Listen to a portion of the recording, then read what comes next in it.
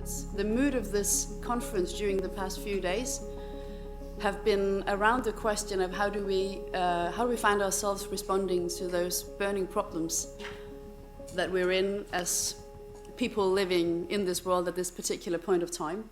And I think one of the things that's become clear is around responding to these problems needs convening, requires conversation. But what kinds of conversation or what kinds of conversational orientation might we want to get involved in as embodied relational human beings engaging with each other in our plurality? And I think, Patricia, this is sort of the question you and I want to wrestle with. Are we sort of on the same page that far? Fine. Super. So I think I'll start talking a little bit about why I got interested in particular kinds of ideas that Patricia has written a lot about, together with colleagues Ralph Stacey, Douglas Griffin, and that I became interested in around 15 years back. And I'm going to start with talking a bit from my role as a practitioner. Being very interested in systemic ideas. I did my master's thesis in psychology in 2009, highly influenced by ideas from Gregory Bateson. And I got myself into a consultancy company who was very much founded on ideas of systems thinking, Humberto Maturana, Gregory Bateson, Nicholas Luhmann, but also social constructionism, coming more from the American tradition. People mentioned Kenneth Gergen, David Cooperrider, being interested in appreciative inquiry and how do we work with conversations in ways that we move towards desirable futures. And that community was quite a great place to start because it felt really warm. It felt really appreciative. And I learned a lot about designing organizational change processes, leadership development. But after a few years, perhaps even after a few months, I found myself having a bit of a problem because I got really good at making these process designs, and somewhere between that step A to that step B, something didn't really work out. It felt like sort of the complexity of human plurality exceeded what I could take into consideration in those process designs.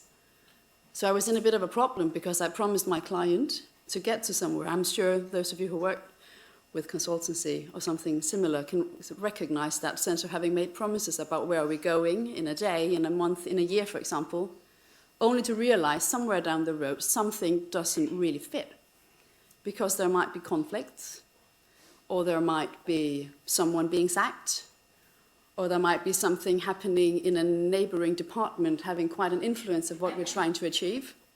So what do I do? Those kinds of moments was really difficult, and what I mostly did was I wanted to hold on to my plan because that sort of left me with a sense of control.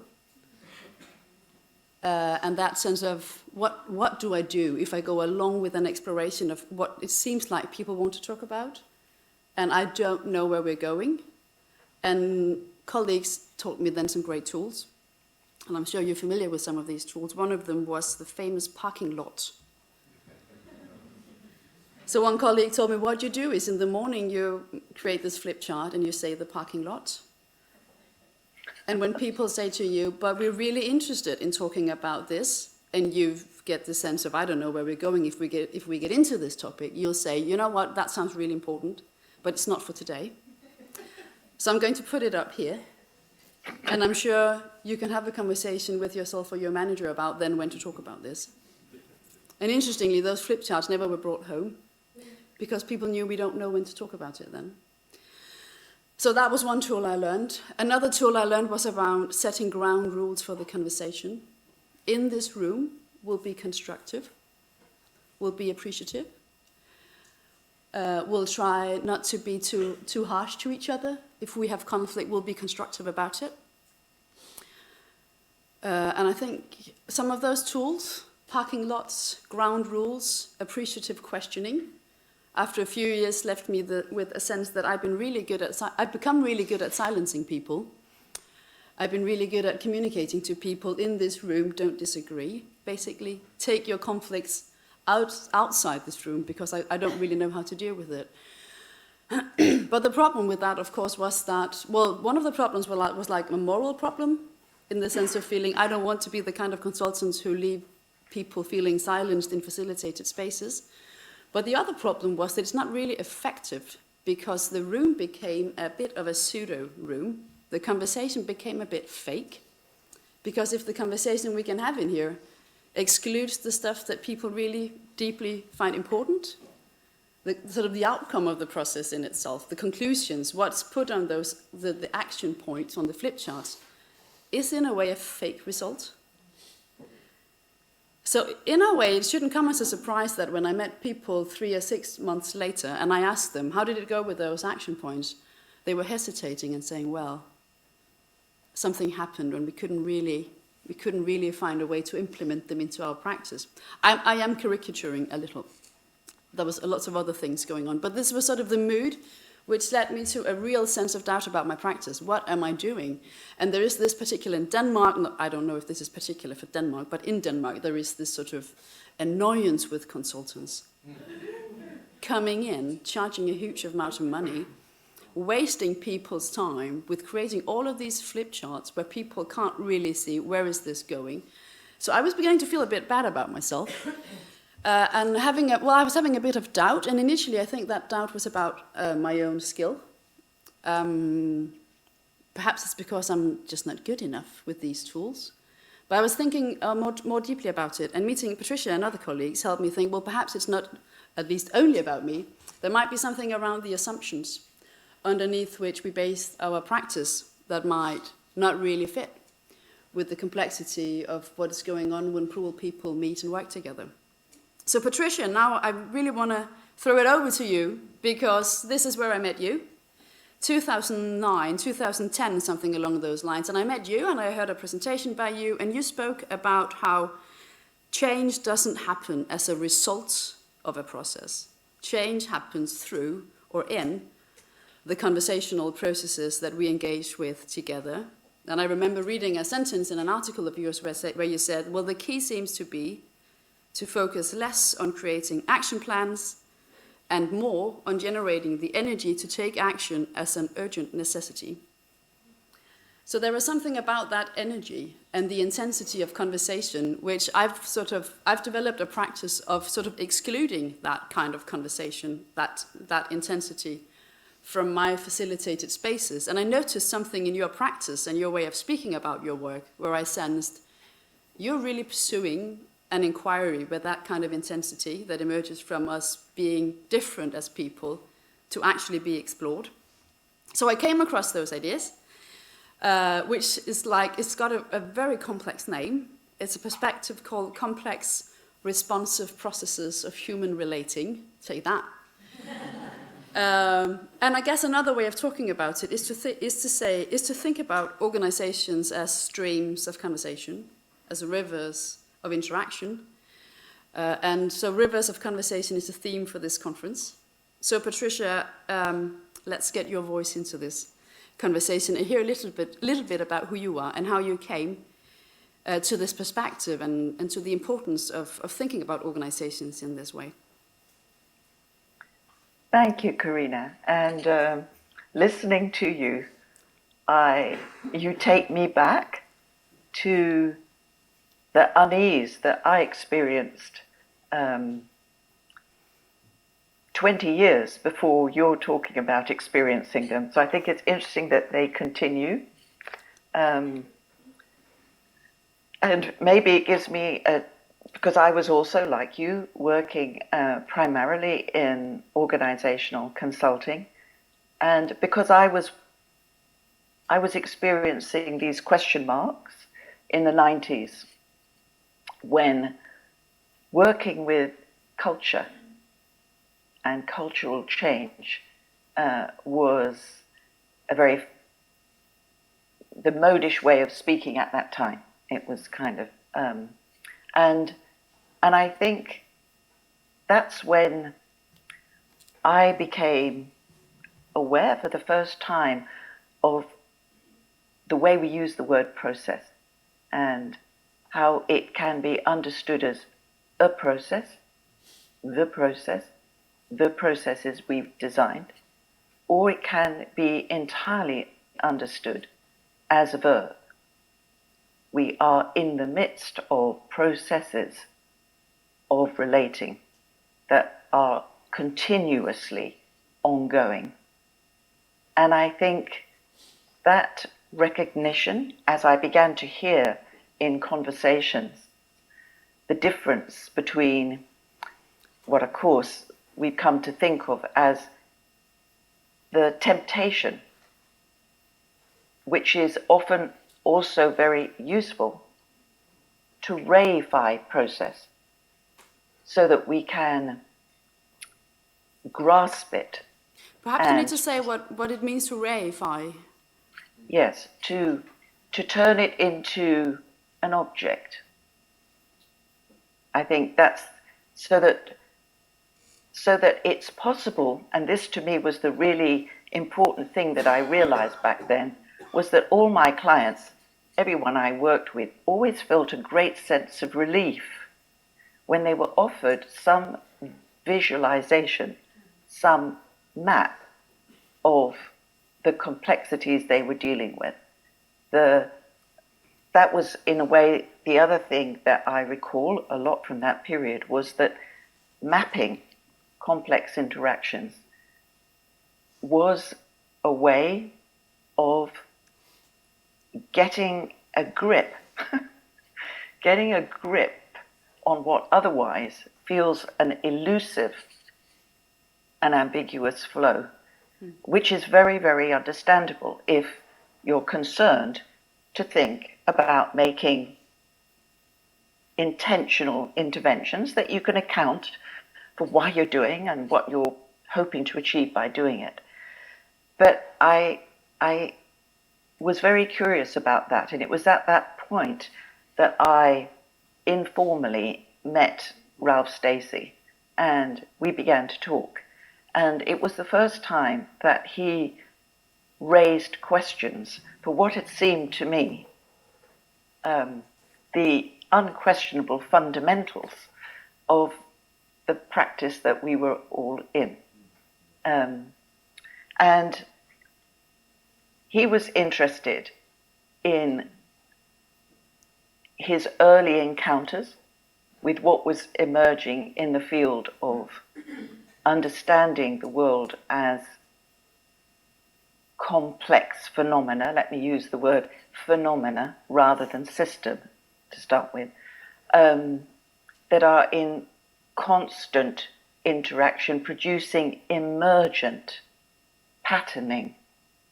And it was interesting to me that Ralph used the term patterning rather than pattern.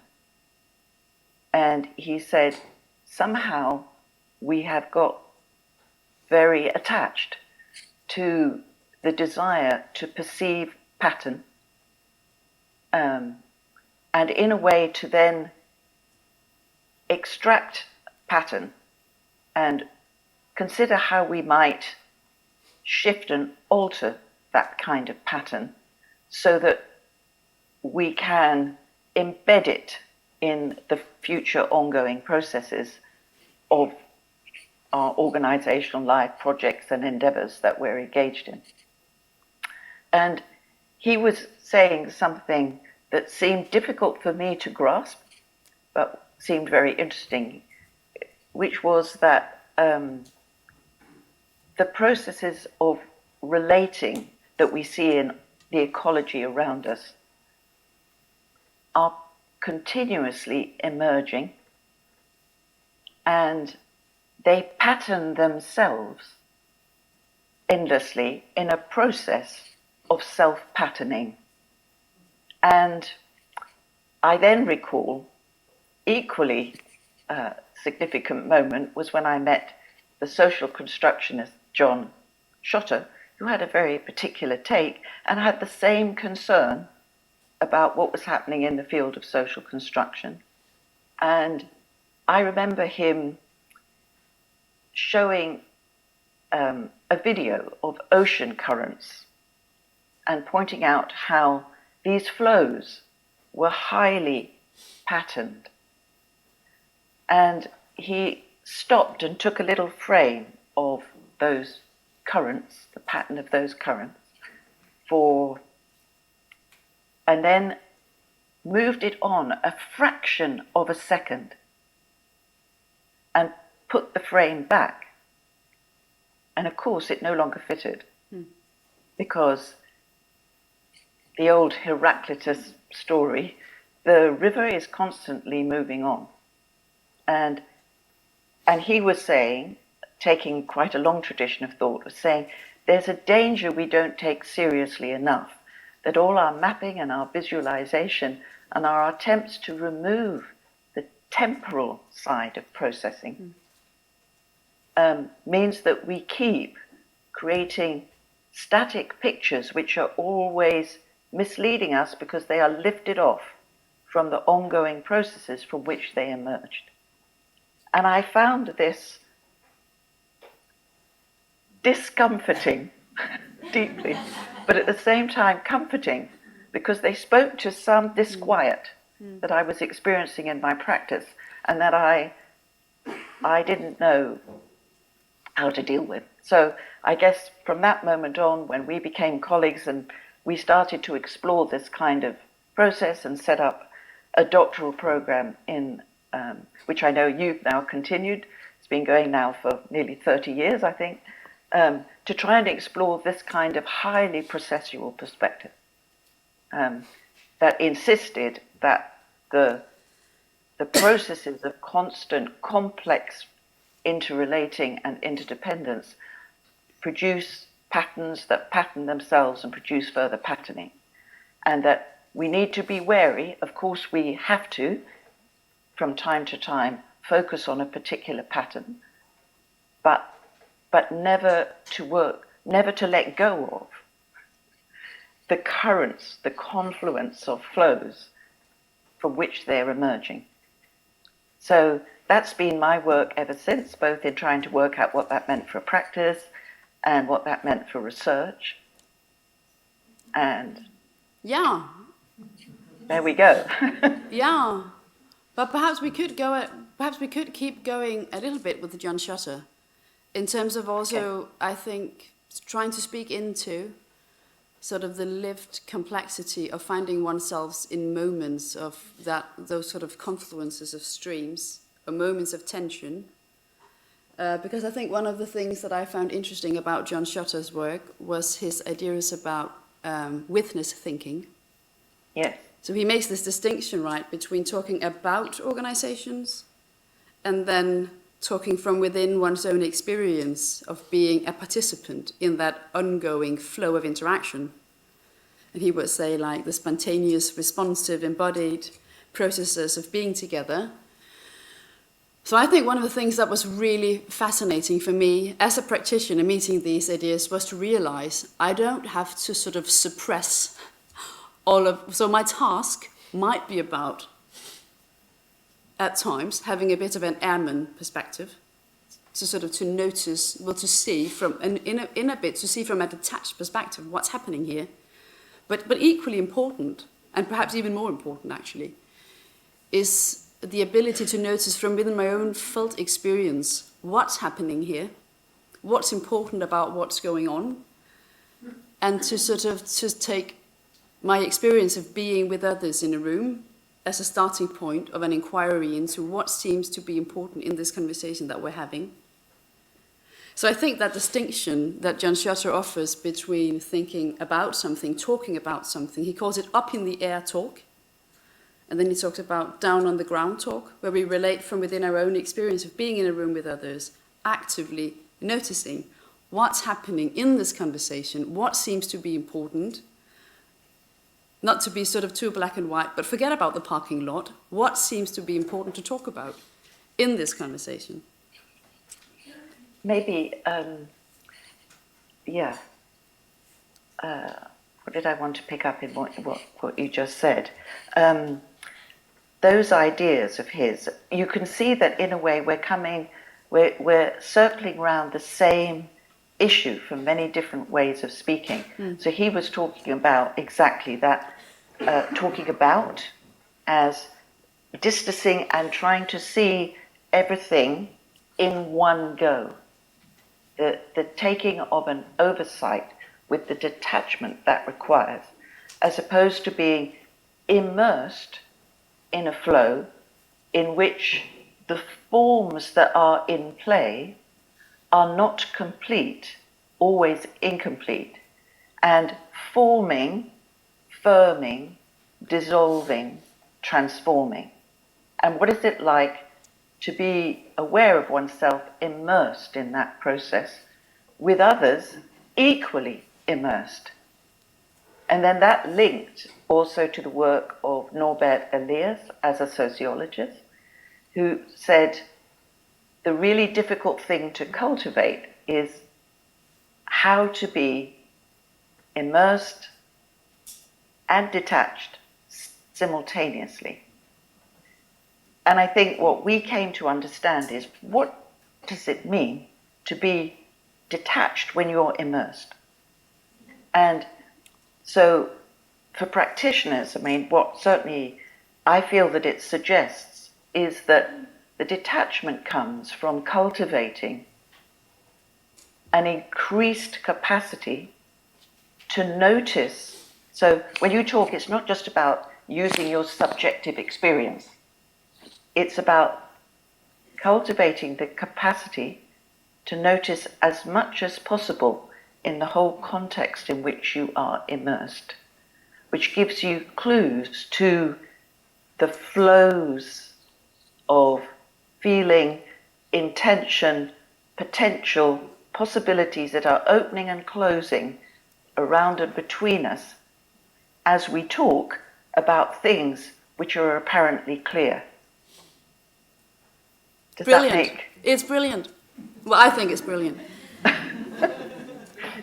I think, but in terms of thinking about, so if I think about my own practice, I was thinking last night and I was thinking this morning, I think there are two patterns that I particularly notice in my practice these days, working with groups in complex situations. And one of the patterns I notice a lot is a pattern of domination and silencing.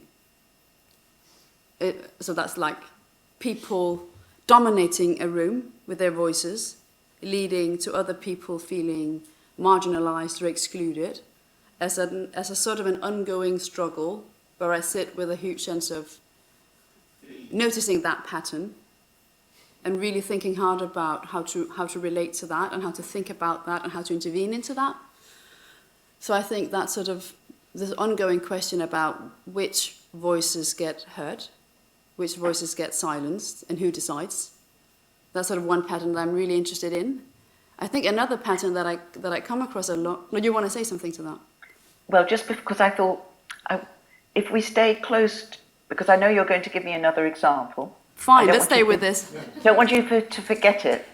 No, I won't forget it. It's very problematic, just so I can't forget it. In relation to what you've just said,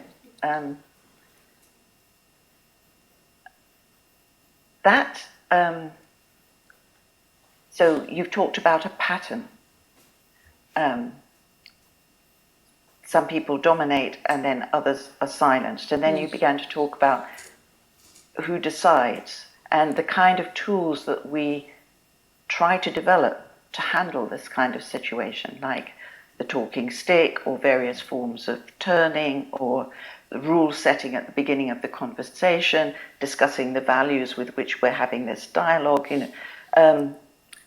and which in a way keep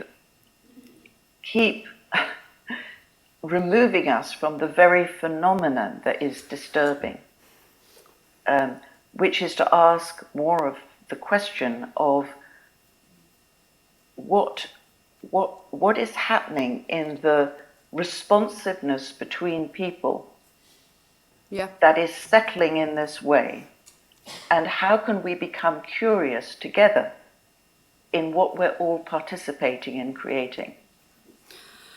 And it's not possible to hold that inquiry together if you remove it by offering into the situation a tool that will manage it away. which of course, I'm not saying there are circumstances where you would do that because the content of what you're doing is the point. But at other times, it's not helpful. If what you really want to do is shift fundamentally the dynamic, and then it becomes something very different about noticing the very small cues that are going on in the room to sustain this ongoing patterning, and what is involved in making a tiny shift that gives it an invitation to go somewhere else. But when you do that, you do not know where it will go. No. And sometimes I think the task is to, well, of course the risk is you do all this sort of being really active, noticing what's going on. And the question is, how can that render one passive? So how do we find our voice into responding to that? I was working with a group recently, it was a senior group at a hospital, where there were quite heavy power struggles. And it was interesting because I think the hierarchy was related to how well people did on their finances at the moment. So it was quite clear that the people who were struggling with the budget were further down the hierarchy in this particular, well, that's how the conversation played out in this room. And at one point, I felt it was just too undignified how unwell they were treated. So I couldn't really sit with it any longer. So I felt like this is just not all right, and nobody says anything. So if I don't say anything, I'm playing my part in the patterning of a process, which is actually which sort of feels immoral in a way. So I was trying to speak into that by talking about what I was noticing about the way we were talking, and I think that's sort of a real practice.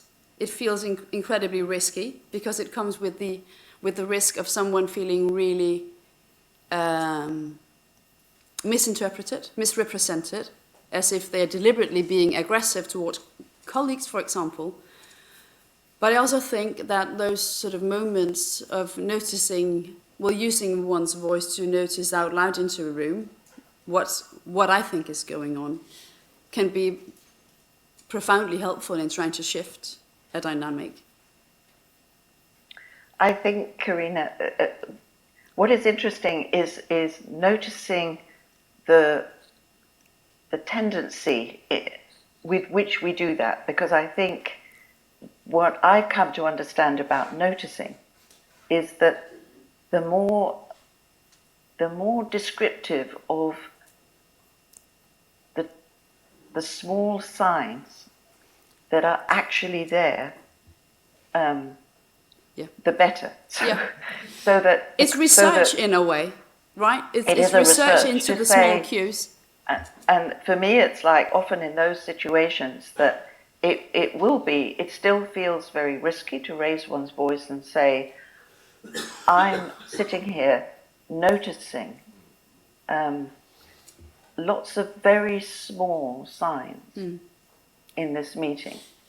You know, I'm noticing that I'm clasping my hands, and I look round the table and I'm aware of feet jigging under the table, and I'm aware of a lot of people holding their hands and their eyes down, and I have a sense of people speaking, hoping to get a response maybe, and carrying on speaking because it's a kind of and we seem drawn into that mode, and nobody feels able to break it. And am I the only one sensing that? And I often feel that kind of invitation to inquire into the conditions of our being together. What are the conditions we're creating in our being together? And say, it's curious. What are you noticing? How come it's like this? Is the beginning of what I think of as the kind of joint inquiry that allows new moves to be made, not an explanation, not a judgment about what we're doing, but people making new moves, saying different kinds of things in which somehow we release ourselves from a form in which we're caught.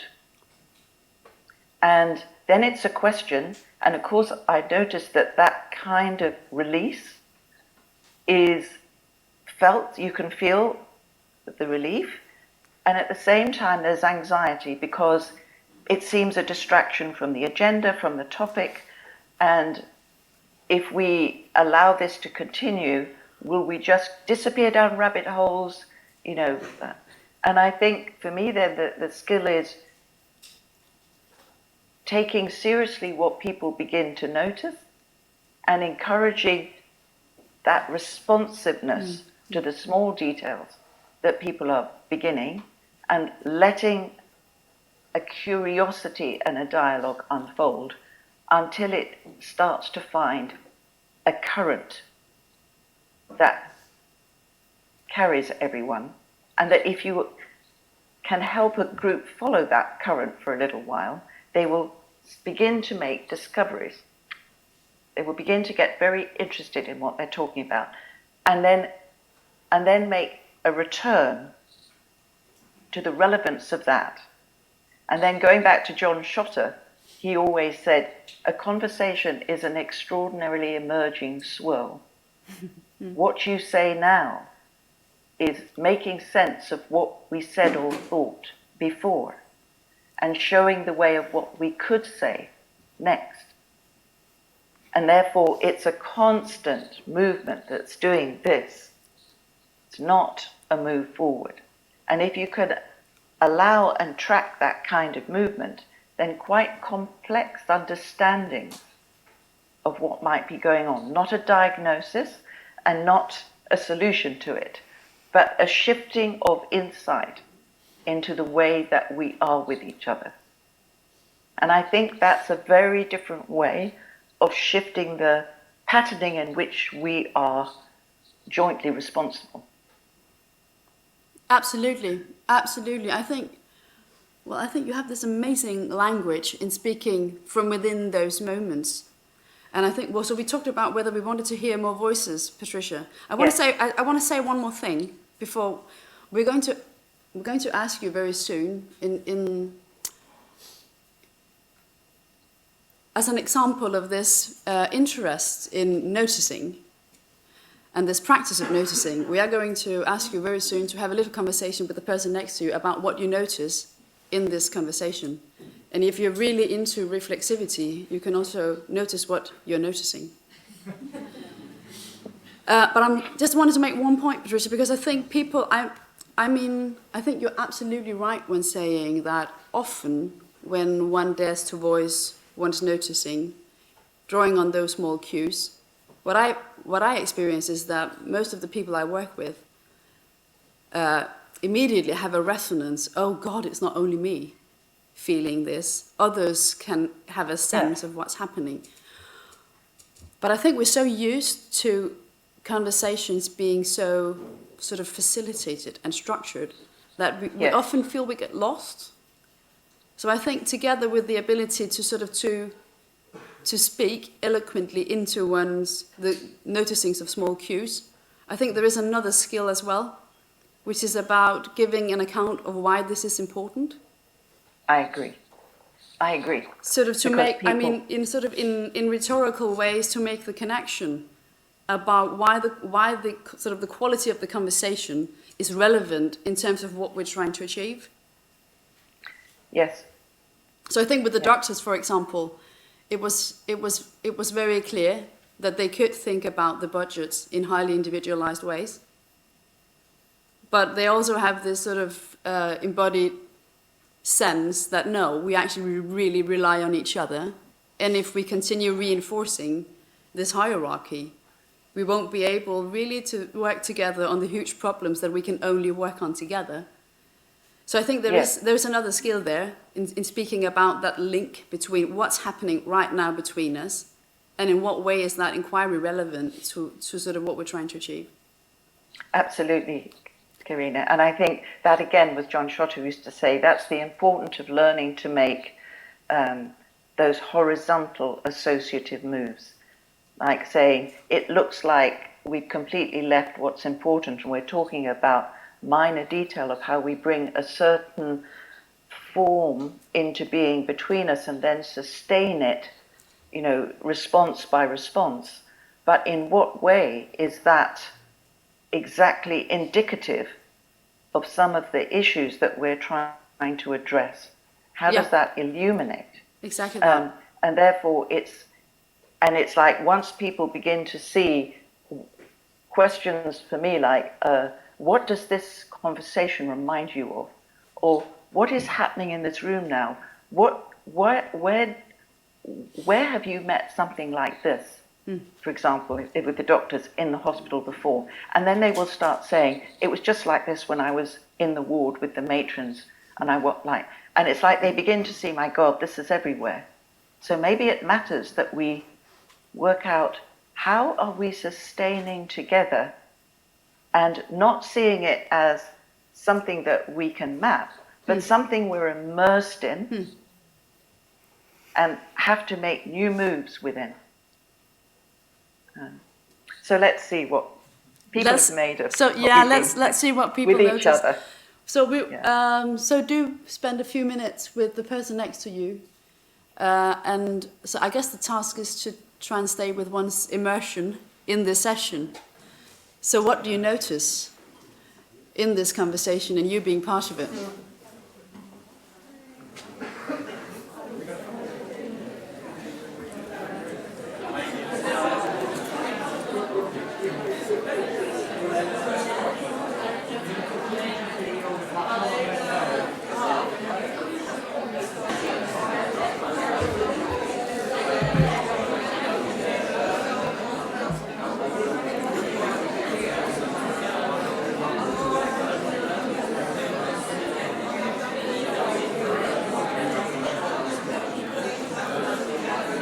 Okay. We'll try and see if it's possible to. We can't continue, Patricia.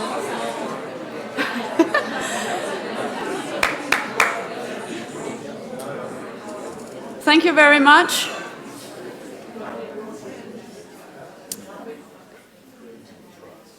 We'd like to hear from a few of you, if you'd be willing to share what you've noticed and perhaps what you've noticed about what you've noticed.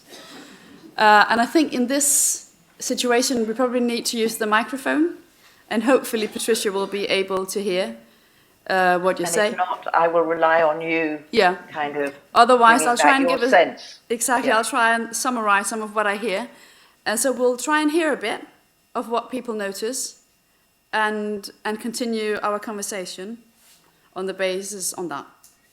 Can Patricia see us? Patricia can see you, at least some of you. Oh, that's the camera. Okay, so Patricia is now being taken around. So who would, yeah?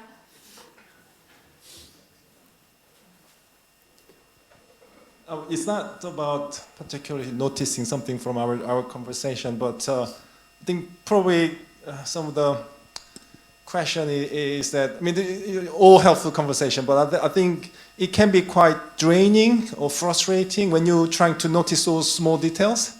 Then the question is then, how do we kind of protect yourself? How do we provide self-care while doing that kind of stuff? That's kind of a maybe next topic. So is that a noticing that it sounds like really hard work? Yeah, it is. And sort of draining or perhaps even exhausting to a point where you think, how can I look after myself? Yeah, frustrating at the same time. Frustrating at the same time. Okay. Mm.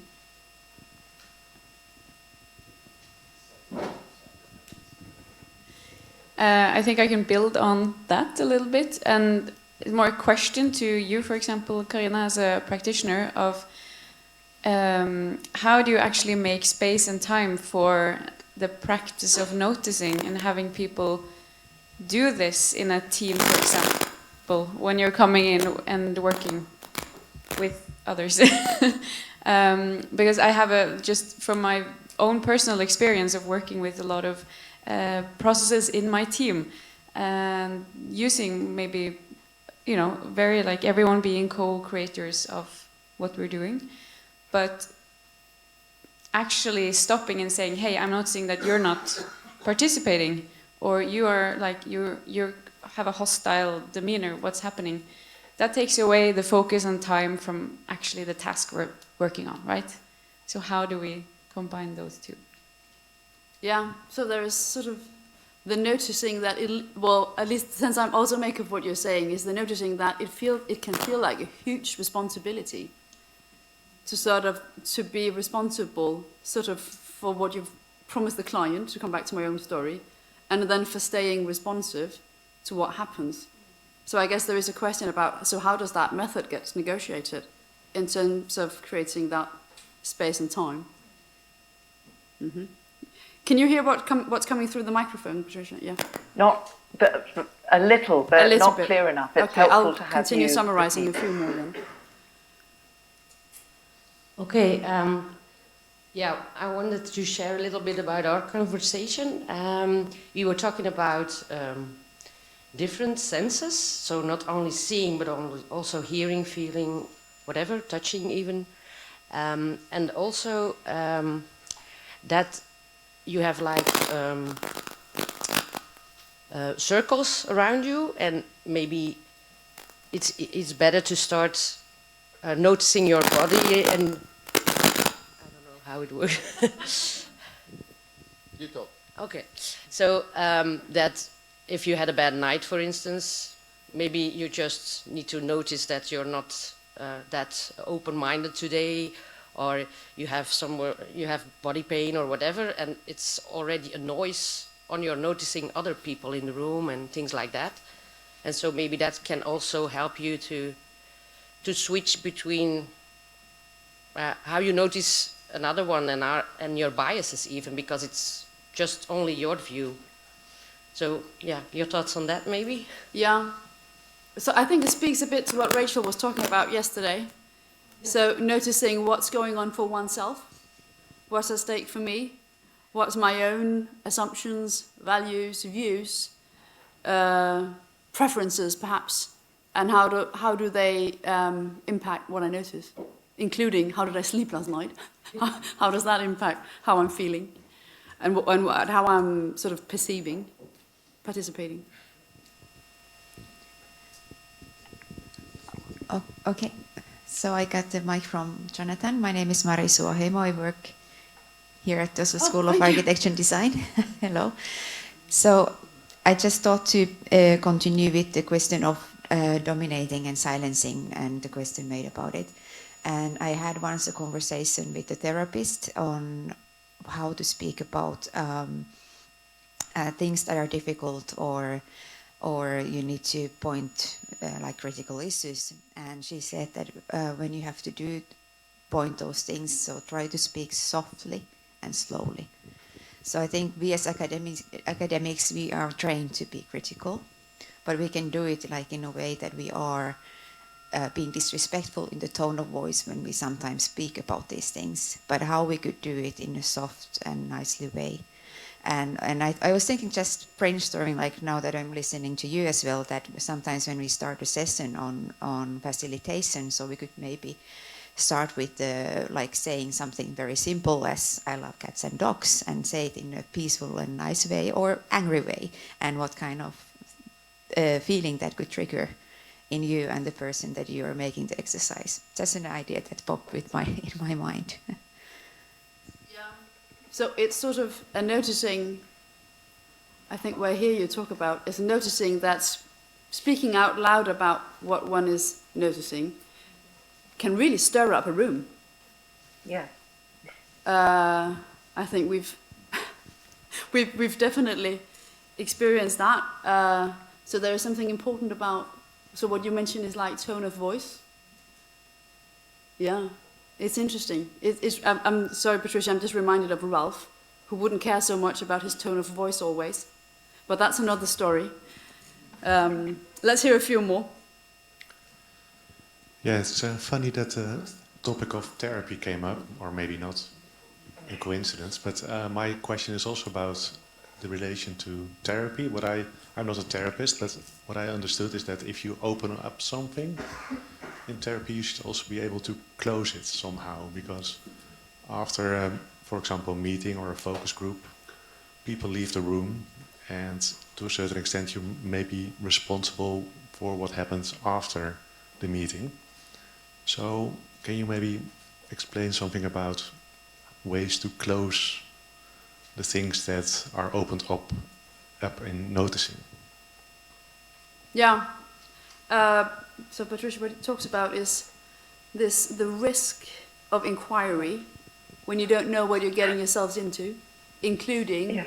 what kind of pain or what kind of, I don't know, what comes to mind for me is the kind of taboos you sometimes realize you've got into a room, things that haven't been talked about for years, which have boiled up and suddenly explodes. Some tensions that's been going on and have never been explored, suddenly something triggers something, and it can be quite explosive. And the question is around how on earth do you move on from there, and particularly in terms of closure. Yeah, I'd like to bring in the constellation of multi-stakeholder collaborations, where we are working with people who come from different organizations, very different cultural backgrounds, from governments and entrepreneurs and people from universities, where we often feel you really need several people to do this work, because people are looking for some structure, because they are about to create rules, because there is not one organization they are looking at. And another, more mirror person, like I would metaphorize a little bit what you describe, like mirroring what is happening in the room and with people. So I was interested what you think about that. So Anya, you talk about the noticing of there being a plurality of different voices when engaging with a variety of stakeholders. Yes. And what you talk about is the necessity of there being some boundaries around that in terms of people even feeling safe enough. Yeah. And then I guess there's a question about whether this, what we talk about, is a form of mirroring. I think that's I don't quite like that metaphor, because I had a supervisor once who said, well, that mirror is certainly not just a blank mirroring, because of course I offer my own my own history and my own ideas into my mirroring, even if we are to call it mirroring. But what's that practice? There is, wow. I see like a hand up. So we just take one more, and then I think we do have to stop. Yes, it's already. Yeah, I was just thinking, what about those extreme situations where you have a really toxic environment that have been cultures for a long time and cemented, like a Hoover Dam for any flow? Yeah. So when it gets really explosive and it's toxic. Some people are not, they want to push down other people. So we're in this discussion, we assume people are basically good, but that's not always the case, as we know. Yeah, yeah. So realizing there might be real malign, toxic moves, aggressive moves being made, and how do we find ourselves responding to that when having opened up something? Yeah, how do we get ourselves out of that? So I mean, such interesting things are being brought up, and I suppose, it's trying to pick up what happens to me as I listen to these aspects being raised.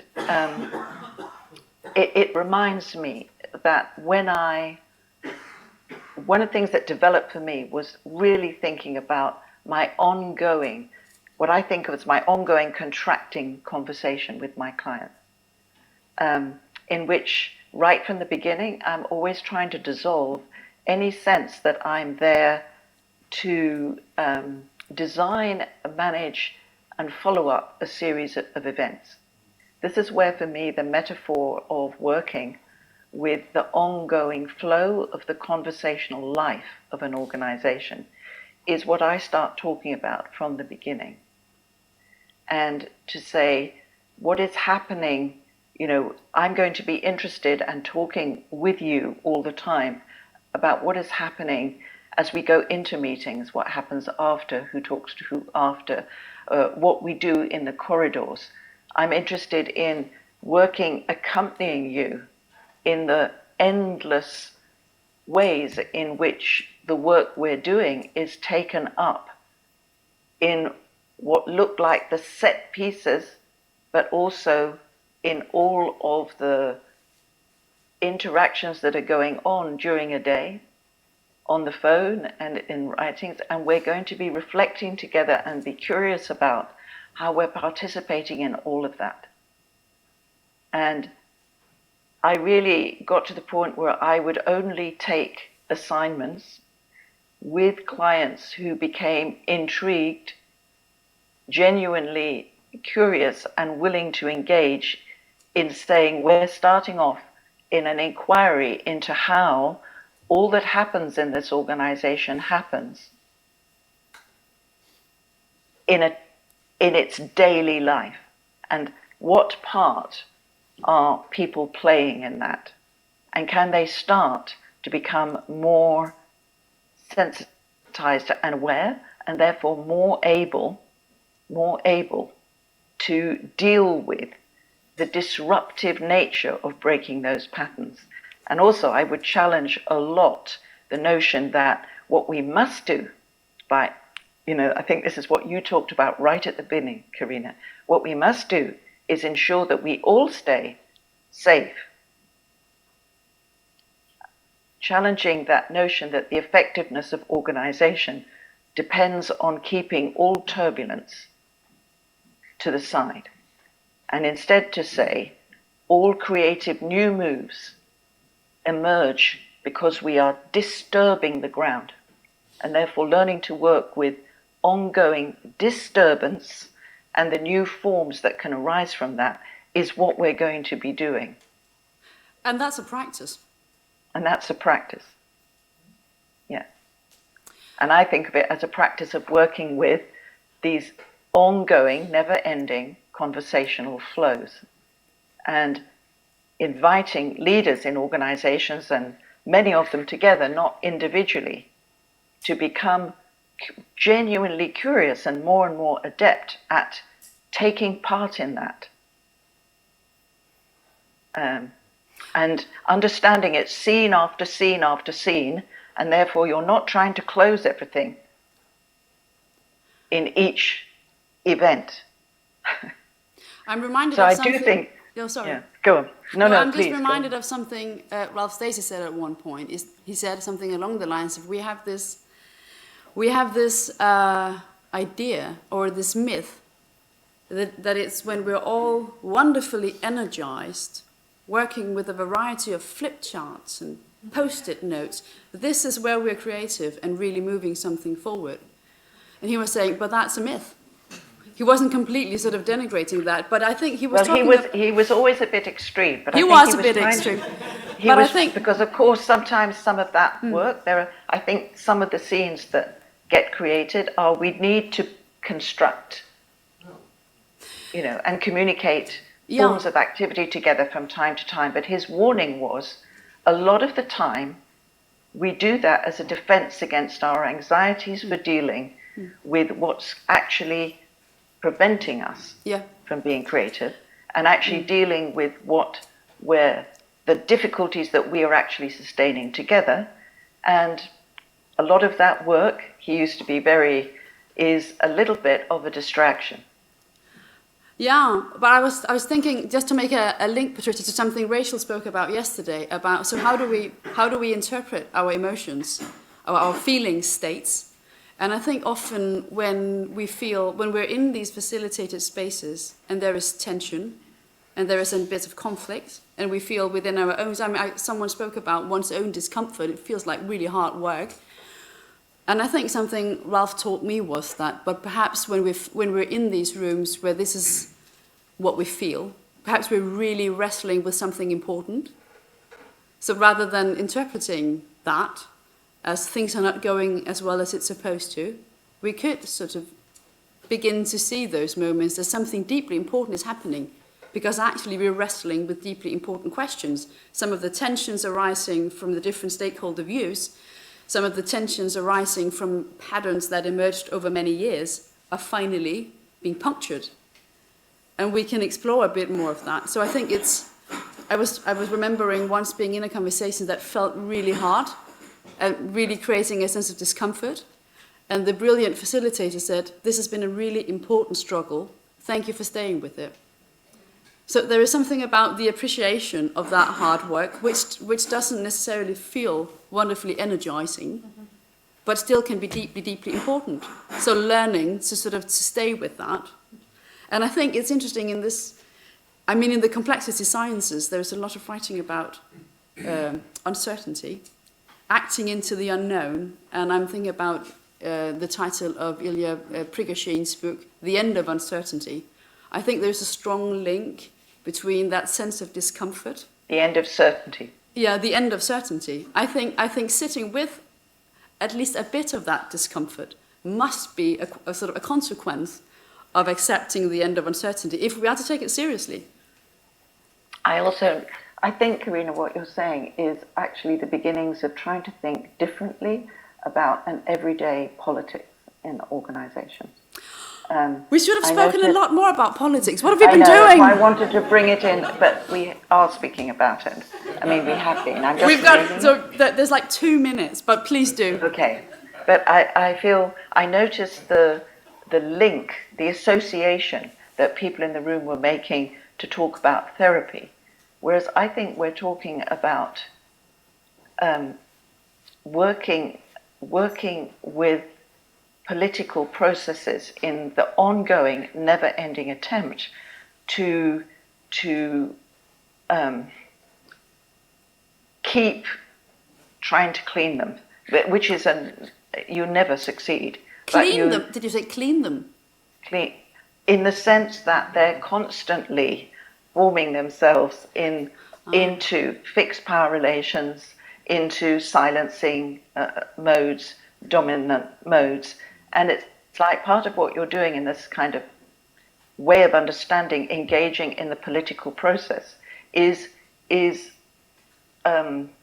disturbing that settling of the fixity of politics, which is where they can become counterproductive. And I think it's interesting that I don't view that as therapeutic, although in the original sense of the word, you're talking in a way about a collective form of therapeutic work where we're attempting to perceive our own tendencies to settle into, for all sorts of individual and collective and cultural reasons, into things that feel more secure. Because walking forward with others who are different and trying to find openings and forms through which we can step with reasonable agreement together is actually what it takes to find new ways in the world now. And so I think what we're trying to talk about here is a different kind of invitation to educate people taking the lead in different ways in organizations to actually stand a different kind of experience. And to learn what Hannah Arendt said, the skill, the courage, and the restraint to do that effectively.